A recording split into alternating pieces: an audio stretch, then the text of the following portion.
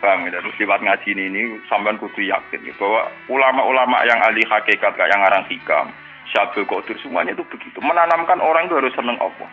Dan cara senang Allah itu penuh optimis aja. Bahkan ketika kita melakukan keburukan dan kita mati di situ, anggap saja itu keburukan terakhir yang kita lakukan. Dan itu artinya baik kan, karena itu menjadi keburukan terakhir. Bukan berarti Gus Pak menentang teori sul khotimah, tidak, yang menentang itu siapa? Teori itu sudah salah dari awalnya, paham?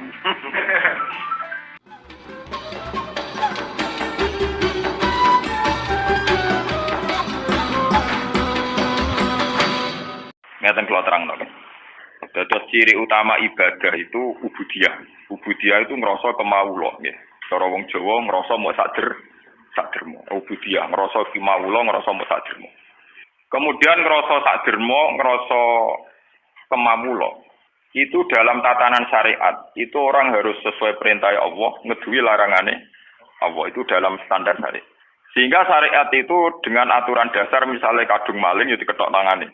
Nah, kadung kozab, ndak wong zina ya dihad misalnya. Kadung zina ya dirajam atau dijilid ya sesuai aturan-aturan dasar syariat. Itu aturan dasar yang pemerintahan Islam yang saya syariat. Tapi dalam teori ilmu hakikat yang di luar syariat itu juga tidak perlu dipertentangkan secara akademiknya. Wong wis kadung salah, iku aja sampai ganggu istiqomah dekne ning pangeran. Ya, wis kadung salah iku aja sampai ganggu istiqomah ning pangeran. Salerian sing tahu kejadian sahabat itu kancane Kanjeng Nabi jenenge sahabat. Ya ana wae sing tahu ngambung bojone wong. Nah, ceritane ku ya lucu, wis ngambung bodoni. Jadi walhasil dekne ku bakul kurma ning gone teras omah. Bareng ana wong ayu blonjo. Wah, Mbak teng lebet langkung sae. Areng dak jero napa? Diampun. Tapi wong sahabat iku soleh-soleh. Ngono iku lapor nabi ne. Pusing. Nabi ne ora madun, dadi gak bagian, Pak. Karena nabi ne madun yo parah. Nabi ne ora Mustafa dadi yo semenengan. Walhasil kanjeng Nabi ora iso jawab. Muni di sepuro nek dene dhewe ngrasa ora pangeran. Kanjeng Nabi kan yo ora di otoritas dene nyepuro ta ora, dene dhewe ora pangeran. Enteni aku ora entuk wahyu. Pusing dene. Enteni aku ora entuk napa? Wahyu. Walhasil wali zaman iku tetap dikai hak tobat. Tapi yang dalam teori tasawuf yang jelas itu begini. Kowe wis kadung salah lah, iku statusem tetap kawula. Statusnya pangeran tetap pangeran. Jadi status permanen hubungan kita dengan Allah adalah Allah tetap Tuhan dan kita tetap hamba. Jangan sampai karena kita banyak dosa kemudian merasa tidak layak jadi hambanya. Lho kowe ngerasa layak tetap kawulane apa? Pangeran. Digelem ra digelem ya Pak Ena tadaburke mlayu ning diwae ora iso menghindari status ubudiyah, status kemawula. Lah nek kowe menghindari pangeran iso ora iso, gelem ra gelem kudu balik wae. Napa? Balik wae. Paham nggih? Lah nek sampeyan takok, engko balik nang gak ditampa. Lah sing muni mesti nampa pangeran, dadi kira tak kuwatir, paham nggih? Sing muni mesti nampa napa? Pangeran. Dadi gampangane sing umumno pangeran dhewe, paham? Iku ora gaweane ulama, ora gaweane kiai, ora gaweane nabi, tapi pangeran dhewe sing umumno, kawulaku sing wis tau bedik-bedik, kowe setiap saat balik tak tampa. Nah, setiap saat balik napa? Nah, makanya itu secara teori yang prinsip, yang permanen bahwa manusia itu ila yaumil kiamah sampai kapan saja statusnya tetap kawulane Allah. Sehingga sesuatu yang tidak permanen kaya dosa itu tidak bisa menghalangi ubudiyah. Sudah begitu kata yang ngarang hikam ini, nak caranya optimis nganggo matematika, jangan-jangan itu dosa terakhir bagi kamu. Jadi cara teori hikam ora ono suul khotimah. Jadi luwih nyaman. Jadi misalnya Ruhin, bar dosa, kok mate? Alhamdulillah, terakhir sudah dosanya. Jadi cara ini sul khotimah. Alhamdulillah, selesai sudah dosanya. Artinya kamu penuh optimis. Jadi kowe nak ndelok dosa nganggo model hikam, ora ono kamu suul khotimah. Mulane kowe anggere jenazah mesti wong apik. Lan cek wong penjahat apa kaya apa anak wis mati mesti wong apik karena akhir dari kejahatannya. Paham? Mulane kena nyekani wong apik ya apik. Maksudnya dengan kematian ini maka dia sudah jadi orang soleh. Wis gak nyolong meneh, gak gento meneh dan tidak kriminal meneh. Artinya ketika orang itu mati dalam keadaan dekne nakal, orang kowe ora usah ngukumi sul khotimah. Anggap bae terakhir dosa yang dia lakukan. Yo ono ulama sing waras ngoten yo. Ya ono. Oke, ora usah protes. Lho ilmu kula ora ngoten, lha iku resikone goblok, paham. Ora usah protes aku, lho ilmu kula gak ngono kok. Iku resikone napa? Goblok. Oke, ora usah protes, paham. Jadi tak anakno kelas, cara pandang gitu itu hentikan napa? Hentikan. Misalnya kayak gue mati pas ngabung bojone wong. Tapi harus yang gelem. Butuh kelainan. Gelemnya butuh apa? Kelainan.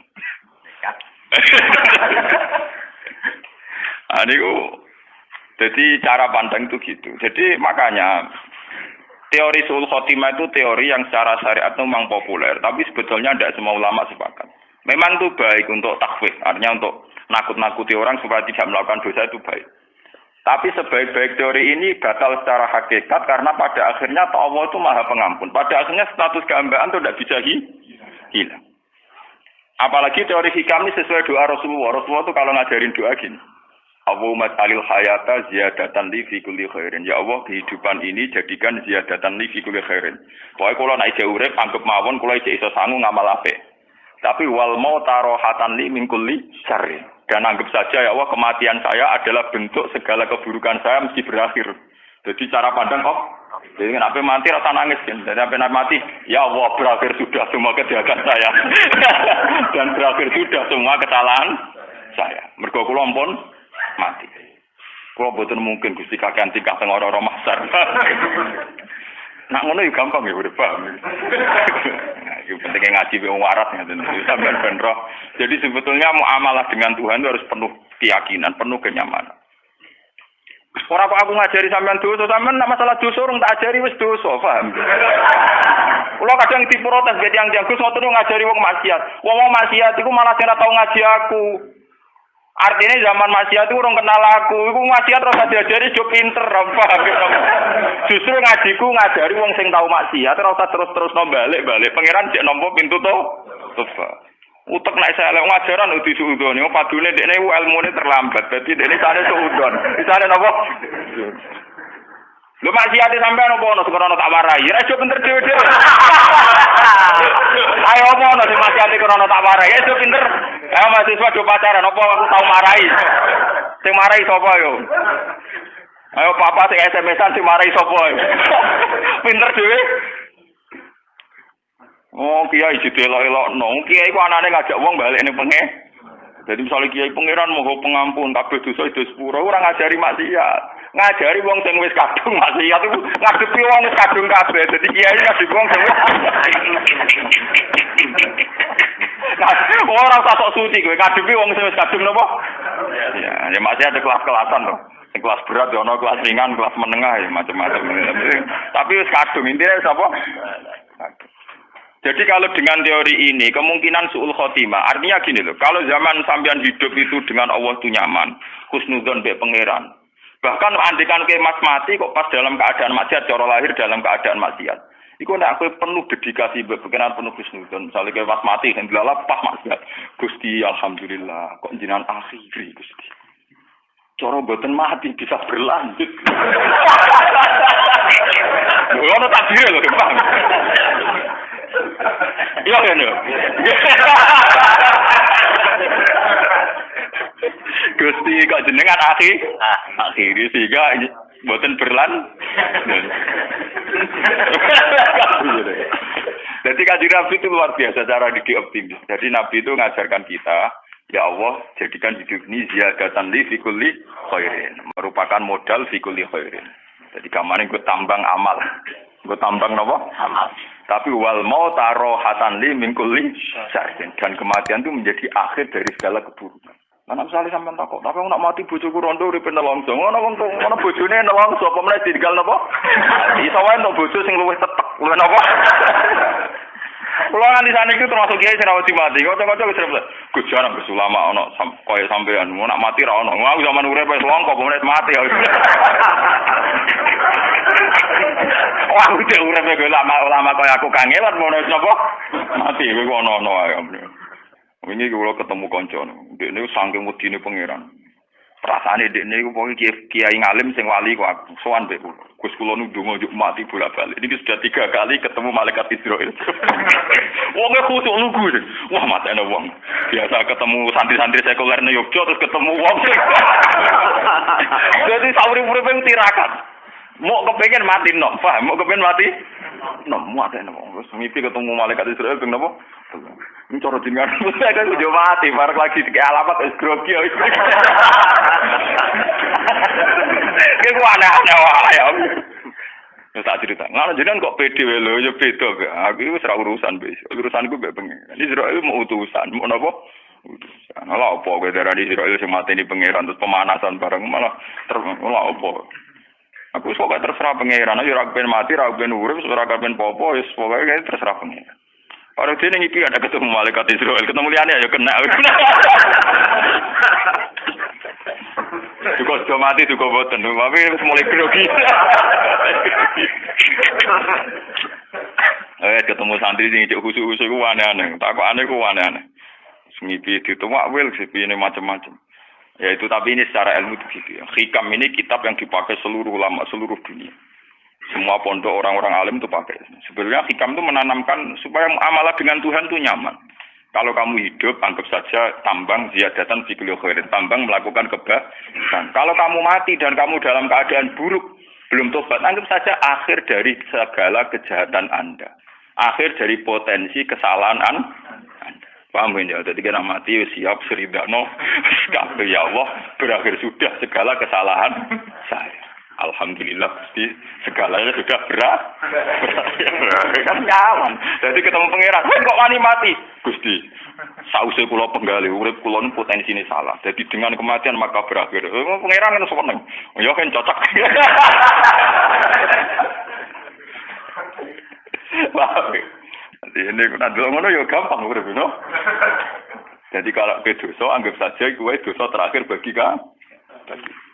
Selama ini cara pandang orang, misalnya wong mati pas maksiat kan dianggap suul hati. Mungkin secara teori syariat ya, teori syariat itu begitu. Hanya teori syariat wong mati ini misalnya krono mabuk, minuman keras terus mati. Mungkin secara syariat kita mengatakan nasibnya CLE, mati ini pas nopo mabuk. Tapi itu kan teori syariat saja. Sebetulnya cara teori sosial, misalnya wong iku bikin keresahan, biasa malaki, wong biasa nyolong. Secara sosial kan ya untung dong ngomongin. Penyakitnya wis berangkat, penyakitnya wis napa? Ya tapi misalnya sing berangkat kipisan di kesadaran, terakhir di kesadaran. Mari kadang terakhirlah dia ini siap mati. Malah pangeran diprotes toh, wis minum iku dosa cara syariat. Dia ini protes sampai mati, ora siap mati, protes dia gotok dari pangeran. Berarti dosanya kan loro, dosa syariat, ambek dosa napa? Hakikat, dosa protes. Ajane cara protes malah apik. Misalnya pe mabuk, mati, pas mabuk. Gusti kula mabuk pas mati ki Gusti cocok mari mabuk malih. Sakjane ngono ya. Nggih Gusti cocok mari napa? Mabuk malih.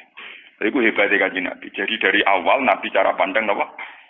Nah al hayata iku ziyadatan li kulli khairin wal mauta rohatan li min kulli syarr. Dan tradisi ini harus kita kembangkan. Tradisi hubungan nyaman dengan Allah itu harus kita kembangkan. Kalau ada cerita-cerita termasuk yang teng Ihya.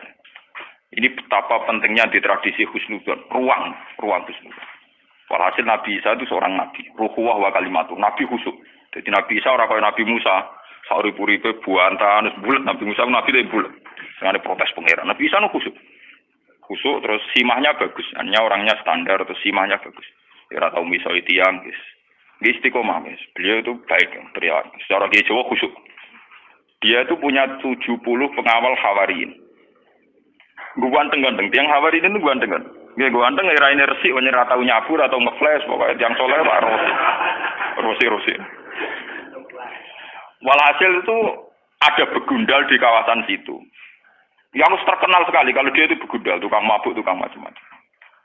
Ketika melihat rombongan Nabi Isa dengan Hawariyin ini, si begundal ini spontan itu haru. Sehingga dia tidak sadar itu tahu-tahu ikut jalan bersama kelompok nopo Hawariyin, kelompok yang soleh-soleh. Nah, di antara wong Hawariyin ana sing risi karena merasa kelompok wong soleh, kelompok wali lah kemban. Dijejeri wong napa begudan niku risi. Risi kok ora ikhlas ngono. Merasa ulama dijejeri wong ora ben. Dadi ngerasa ora nyaman. Ternyata apa yang dilakukan Allah? Jarene Allah saat itu kan masih ada nabi sehingga ada informasi langit. Nggih, saat itu masih ada nabi, ada informasi langit. Itu matun, jarene aja. Masih ada informasi langit. Terus Nabi Isa dikei wahyu. Ngene ora Mas Rumen. Isa, kandhani wong iku. Nggih, walimu sing risi iku kandhani. Saiki begundalu tak angkat dadi wali genteni dekne. Dene tak angkat dadi wong biasa, liap tadial amal. Dene amali zero no. Kon mulai kon apa? No. Nah, itu kata yang ngarang Ihya, termasuk beberapa ulama ahli hakikat mentakwilkan. Nilainya Allah pada si soleh ini bukan risinya, bukan apa? Risinya. Tapi ternyata Allah tersinggung karena dia menutup rahmatnya Allah dan maghfirahnya. Dari Allah kau doning isangin. Aku tersinggung dari pangeran ini. Aku tersinggung, aku pangeran, rahmatku ditutupi, rahmatku dibatas-batasi. Dengan dia risi wong nakal mlebu wong apik dari ternyata cara pandang Tuhan dia niku risi. Si wong saleh risi, pangeran tersinggung. Wong iku wali tapi kurang ajar. Wong rahmatku dibatas-batasi. Maghfirahku dibatas. Kamane maghfirahku diatur-atur dene. Ternyata pangeran tersinggung. Pangeran apa? Tersinggung. Gamane ketika aku wis ngekeki hidayat sing begudal iku duwe indikasi apik sampai dene isek mahabbah sauk bronto ning wong saleh. Malah sing wong saleh iki risi. Paham wong saleh napa? Lah itu yang kita alami sekarang. Makanya ini saya ceritakan sekarang ini sudah penyakit. Sekarang banyak orang-orang saleh sing risi kancanan wong nakal. Padahal ketika wong nakal setengah sadar marani wong saleh karepe kepen setengah tobat. Memang ya lagi setengah. Main kadang kumat. Tapi minimal ketika setengah kowe kudu yakin nak maghfirah Allah tetap luas, rahmat Allah tetap napa? Luas. Jangan malah kamu batasi. Orang mungkin mau kowe diparingi tobat pangeran. Orang mungkin jadi pangeran wis apa. Ternyata pangeran tersinggung. Mergo hak kepangeranane diganggu. Dan itu sesuai hadis sahih. Niku ketika Imam Muslim diriwayat, "Man dzalladzi ta'ala ala fulan Allah asfira lahu faqad ghafartu dzunuba wa ahbattu amala." Sapa wong sing wani sumpah-sumpah nak aku ora bakal nyepuro si A si B. Nak pancen ana sing sumpah-sumpah ngono, wong sing disumpahi serapai malah dosane tak sepuro. Wong sing dosane napa? Lah Nabi ngendikan ngoten berdasar trauma sejarah. Nabi ora wis nabi. Di nabi sak ndure kiai, paham dene? Nabi sak ndure mertua, sak ndure mantu. Jadi kudune patute nabi ku mandi. Sak ndure Gus.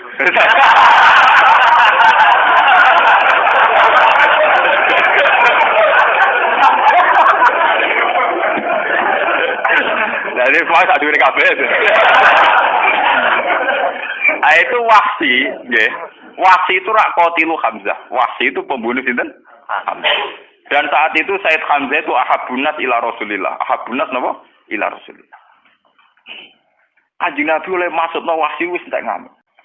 Bahkan Nabi itu janggal sampai ngendikan kaifa yuflihu qaumun. Tidak mungkin kaum sing memperlakukan begitu apa bejo. Kamana untuk hidayah. Malah jadi asbabi nuzule lai salaka minal amri syai'un aw yatuba alaihim aw yu'adzibah. Mat, kowe ora iso nutup rahmatku. Terserah aku. Wong iku tak siksa tak kei hidayah. Malah Allah ngekei hidayah sinten? Wah. Jadi pangeran Nabi Muhammad is nabi. Ku maksudno malah dilingno pangeran ora iso mat. Nah, soal ngatur-ngatur aku tetep ora iso, aku pangeran. Wong sing mbok pasutno iku malah diparingi napa? Diparingi napa? Hidayah. Ketika Nabi ngalami dua tragedi sing nunjukno anak Nabi ya Nabi tok ora pangeran. Ketika Nabi sangat ingin Abu Thalib untuk hidayat malah diparingi. Ketika sangat ingin Wahsi untuk azab malah untuk napa? Hidayat. Lalu kalau jadi kiai tenang mau. Artinya tenang maksudno ya rapati wani, dongane rapati wani buan. Karena Nabi Muhammad yang ngalami ngono. Jadi mulane kula niku mun mutusno ning ngarepe pangeran kula beberapa kali salat hajat. Mumpun Gusti wae kula nganti mati sok nggih ajaran wong kudu nyaman mbek jenengan maca tasbih mbek jenengan. Ajaran donga iku riskan. Donga-donga ketok ngobos kok ya ketok ra keren. Kemanten kadang salah alamat iku mau batasi rahmate pangeran. Nak maksudno batasi rahmate pangeran. Paham? Nak dongano hidayat marahi pangeran. Barno wae malah enak. Itu kenapa bar? Lho soal kula tetep donga nunjukno kawula. Paham yen cara tak tau donga iku ora kepen disembadani, muk nunjukno nak kawula. Ini penting kalau ceritani itu mriki. Terus sebetulnya cara pandang orang-orang yang para pangeran itu penuh optimis. Penuh napa? Optimis. Sehingga kalau orang buruk itu mati dan kita secara lahir monisul khotimah oke lah. Kalau memang standar orang banyak mengatakan itu khotimah, ya oke lah kalau standar hukum ada. Tapi sebetulnya secara hukum sosial itu bagus. Misalnya orang nakal, begundal, pegawainya malak, pegawainya nakal, terus mati. Secara sosial orang kan juga untung toh. Karena akhiru syarrin minhu, akhir dari keburukan dari dia. Lu si dia ini adekan dekne legowo, di akhir hayatnya legowo. Gusti saurip-urip kula kok zalim, nakali wong, zalimi wong. Ini saat terbaik Gusti karena berakhir segalanya. Lu ngomong dekne ngono amal apik, ya paham? Kok malah kejet-kejet mau mati, paham nggih? Mergo kepen baleni nakale men. Nah, lha iku mari perkara. Paham nggih? Akhirnya tetap mati, berarti terakhir cita-citanya ini kan kepengen urip nakal meneh toh. Sajane pas iku langsung legowo kan lebih bagus kan? Lebih napa? Bagus. Itu luar biasa. Jadi ulama itu gak ada cerita-cerita ngoten. Makanya Nabi pernah ngendikan aturan syariat. Kamu jadi orang itu harus baik. Kalau bisa membaiki orang lain. Ada sahabat tanya, kalau saya tidak bisa ya Rasulullah. Ya kamu nolong orang pakai tenaga kamu. Kalau tidak bisa, pokoknya terakhir Nabi ngendikan takufu syarroka adidnas fa innaha shadaqatun minka ala nafsik. Sifat potensi jahat kamu itu jangan sampai kena manusia. Fa innaha shadaqatun minka ala nafsik. Iku wis dadi sedekah. Wis dadi napa? Sedekah. Misale wong kan iso ngukur. Misale biasane wong saleh iku di penyakit gremeng mbek hasud.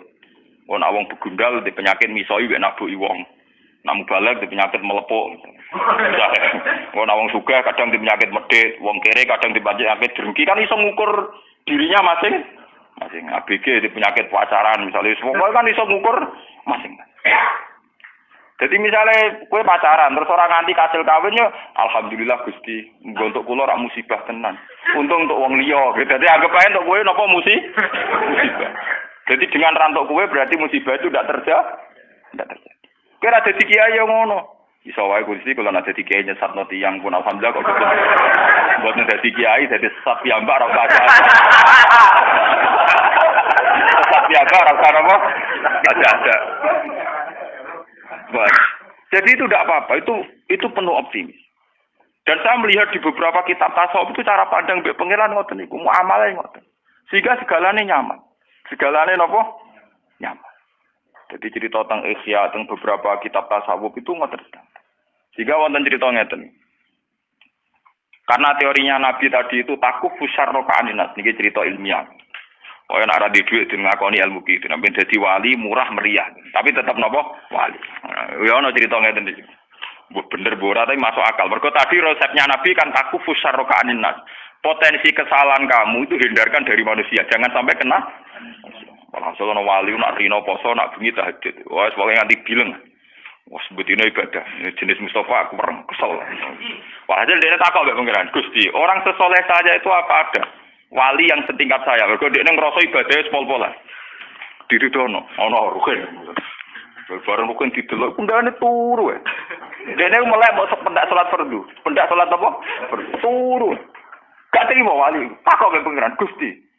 Prino yo ora poso, bengi yo ora tahajud, pegawane turu kok sak level mbek kula. Ya takokno wong, dekne turune kro.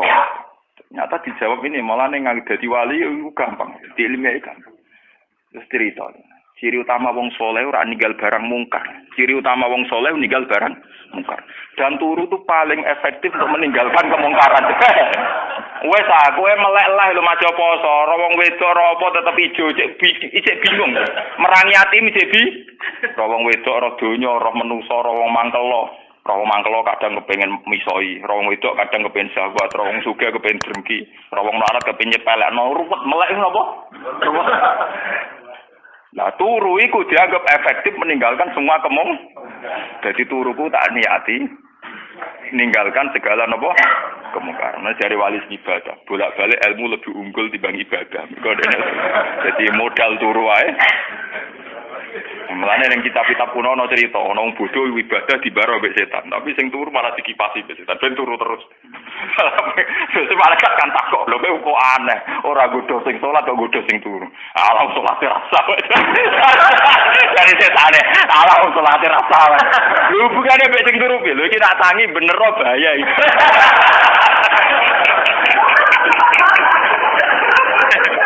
Ya cerita. Nah iki tangi Apa terus mulang apa? Iya. Jadi luar biasa. Jadi betapa pentingnya inti dari takwa itu kan tadi kan meninggalkan kemungkaran dan turut tentu dianggap efektif. Nah, mulane sing wis uripe ra jelas. Uripe ra jelas timbang melek nambahi kasus. Paling kae lho ning keluarga iku nak seorang bapak gak kerja nak melek ngentekno sarapan to. Ngentekno sarapan lah memberi kontribusi.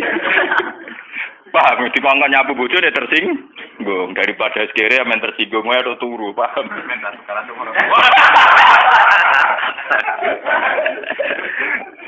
Paham, jadi kitab ini memang luar biasa. Menurut ini ganti pasal itu tadi ya masalah dosa, ini masalah rojak. Idza aradta ayyaftaha laka babar rojak, fasyad ma minhu ilaika. Wa idza aradta ayyaftaha laka babal khaufi fasyad ma minka ilaihi. Artinya ngeten ya. Pada faktanya kita ini kan sering sholat subuh, sholat duhur, sholat asar. Juga kita ajak Jumatan. Nak sholat di madhep kulon. Semoga apik lah kami sik muni mustaqbilal. Lah ana melarat yo kadang kepen nulung ora kesampean lah tetep kepengin. Ana wong alim kepen hormat ora kesampean lah pokoke kepengin iku wis ngamal apik kabeh. Semuanya itu ngamal apik. Tapi sebetulnya semua proses ngamal apik ini kan kita tidak yang menciptakan, tapi murni kehendak Allah. Jika kalau kita ingin roja, anggap aja Allah lah yang menjadikan kita iso sholat, iso zakat, iso haji. Nak wong melarat ya iso sabar, iso macam-macam. Jadi buktikan bahwa semua ini tidak kamu inginkan. Tahu-tahu kamu didesain demikian. Sekolah matur ngerti-ngerti takdir mondok, ya mantune kiai, putu kiai, semuanya takdir. Pokoknya saksikan semua rahmat Allah pada kamu. Sehingga dengan demikian potensinya ada terus. Potensinya ada terus. Assalamualaikum warahmatullahi wabarakatuh.